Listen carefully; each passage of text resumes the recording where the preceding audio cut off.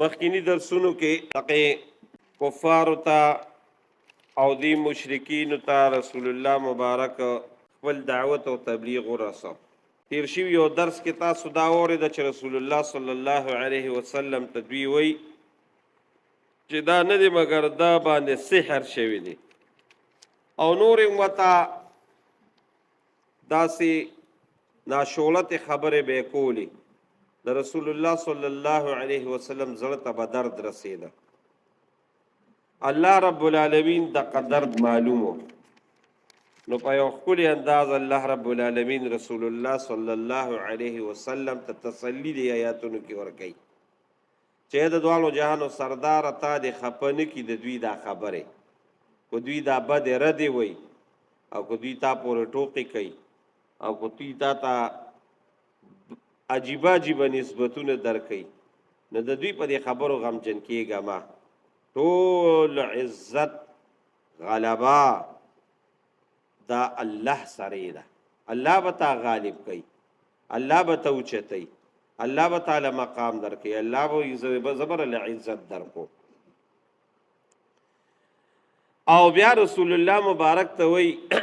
خفه کېږه ما دا خو ستا ذات پوری دوی لګي دوی الله وته دوی زنیم پرېښنو ما ته د څه نسبت نه دی کړی ما ته تر دې پورې دغه کړی چې مال اولاد ثابت کړی دی. یهودیانو وی عزیر علیه السلام نعوذ بالله د الله زوی دی او نصارا به وی عیسی علیه السلام نعوذ بالله د الله بچی دی او د مکی مشرکین به وی الملائکة بنات لله وی فرشتي دا د الله نعوذ بالله لونه دي. نه الله وی دی دا خبرې کړې دي او زه د دې نه پاک یم. او بیا الله رب العالمین د خپل وحدانیت تاسو ته ما ویلي چې دې صورت لویه موضوع هغه د الله یووالی دی نو بیا الله د خپل یووالی بیان کړی دی او دوی ته وی چې تاسو الله رب العالمین پرېښی دی او دا نور شریکان هم اغیشتي دي دا تاسو د څه شي اتباع کوئ دا خو الله داسې نه دی ویلي. نو د دوی دا خبرې سي دا صرف ګمانونه دي الله وی او بیا الله یو دی نو د خپل وحدانیت دلته بیا الله رب العالمین دلایل پیش کړي چې زه یو یم ولی یو یم نو دلایل یې پیش کړي هغه راته هلته بیا ویم. ولا يحزنك قولهم اے د دوالو جهانو مبارک سردارا ولا يحزنك تا د غمجن کینا قولهم د دوی دا خبره ان العزت بشک عزت لله الله لپاره دی جميعا ټول یعنی ټول غلبا او کامیابول دا د الله د طرف نه دی ټول عزت دا د الله د طرف نه دی هغه به الله تعالی درکوي. ما ته وایه ځکه ولې هو السمیع د قضات اوریدون کې دی العلیم او ستا پزړه او د دوی پزړونو باندې پیدا. الا اعلان وتوکا چې ان لله الله رب العالمین د پاره من اغه سیزونه دی فی السما مملوک دی یعنی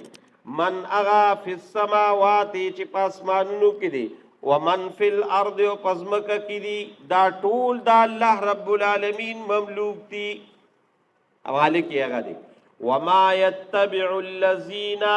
وما يتبع او تابعدار نکی الذين کسان يدعونا چې دوی را بری من دون الله سوا د الله نه شریکان څه مطلب یعنی د خلق الله رب العالمین پریخي دی او نور شریکان دغه کړي دي نو څه دلیل دی دې سره دا په کومه اتباع کې دوی کوي نو هېڅ هم ورسره نشته. ان یتبعون دوی تابعداري نه کوي الا الظن مګر دا اټکلو چې داسې چل به کېږي او دا چل به کېږي او دا چل به کېږي. وان هم نه دي دوی الا یخرسون مګر دروغجن دي. الله کم ذات دی اوس الله د خپل وحدانیت دلیل پیش کوي. هو الذي الله رب العالمین اغه ذات دی جعل لكم الليل چې ګرځولې دي ستاسو د پاره شپه لتسكنوا فيه یو کې ګرځولې ده دا شپه د الله رب العالمین د قدرت لویه نښه ده. وګوره الله شپه راوستو دا شپه په هر ځای کې ده یعنی مقصد په یو وخت نه خدا شپه هر ځای کې راځي نو الله د هر ځای خلکو د پاره دا دل چې د الله غزاد دی چې وګوره شپې وګرځوله مظلمان تکه توره تیاره هماغه دنیا ده او الله رب العالمین په د تیارې هغه صادر راواچي او بیا یوازې د شپه خو د الله د قدرت په خپل ځای یو لوی نښه ده خو ستا دپاره یو لوی نعمت هم دی نعمت څه شی دی لتسکنو فی چې ته په دې کې آرام حاصلې لتسکنو د دې دپاره چې آرام وکړي فی په دې کې شپه الله د آرام دپاره جوړه کړه دا د یو قدرتي د الله رب العالمین د طرف نه یو امر دی چې د ورځې 10 غنټې خوب وکړه تا ته به دمه نه درکړي خو که د شپې د 1 غنټه خوب وکړه 1 غنټه د هغې 10 غنټو مقابله کوي ستا ته ذهني سکون میلو شي والنهار او ګرځولې د الله رب العالمین د خپل قدرت بل نخر ورځ روخانه کی الله روخانه کی الله تمام جهان باندې یو تک تور صادر خوري رب العالمین په دروازه هغه رڼا راولي ټول روخانه شي نو مبصرن روخانه د پاره د دي چې ته پکې د الله فضل خپل مزدوري ولټه نو دا د الله د قدرت لوی نښې دي خو د چا دپاره ان فی ذلک بېشکه په دې کې لآیات نښې دي علامې دي د قدرت خو د چا دپاره دا چا دپاره نه لقوم د هغې قوم دپاره یسمعون چې حق اوري چې او الله یو دی الله رب العالمین یو دی شریک نه لري ځکه دلیل په دې باندې دا دی چې داسې هېڅوک هم نشي کولی شپه راله څوک شته چې لري کی ورځ راله څوک شته چې شپه راولي دا الله په دې 20 سپاره کې وایي